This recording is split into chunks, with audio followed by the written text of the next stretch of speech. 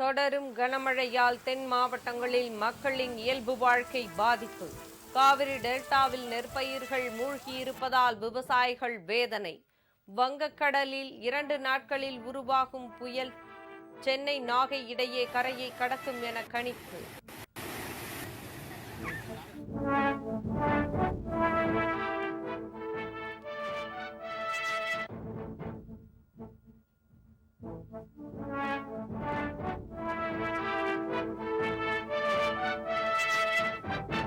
திற்பரப்பு மற்றும் சுருளி அருவியில் ஆர்ப்பரிக்கிறது வெள்ளம். முல்லைப்பெரியாறு அணையின் நீர்மட்டமும் வேகமாக உயர்கிறது.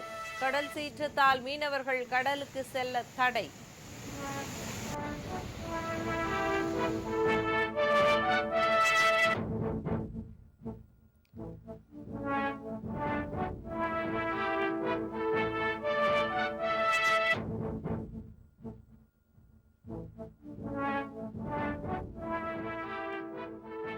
கொள்முதல் செய்யப்படும் நெல் ஈரப்பதம் அளவை உயர்த்த மத்திய அரசு மறுப்பு.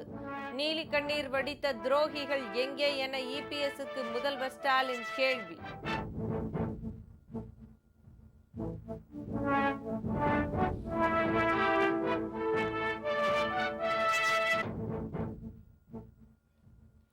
உச்சநீதிமன்றத்தின் தலைமை நீதிபதியாக பதவியேற்றார் சூரியகாந்த்.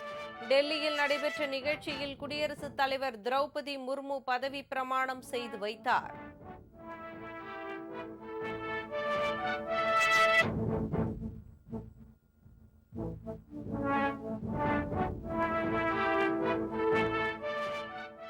தாவேக பிஜேபியின் சி டீம் என ரகுபதி விமர்சனம்.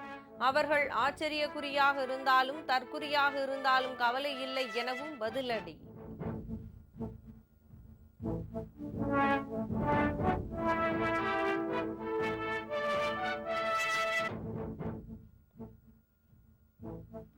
தென்காசி அருகே 2 தனியார் பேருந்துகள் நேருக்கு நேர் மோதிக்கொண்ட கோர விபத்து. பயணிகள் 6 பேர் உயிரிழப்பு, 15க்கும் மேற்பட்டோர் படுகாயம்.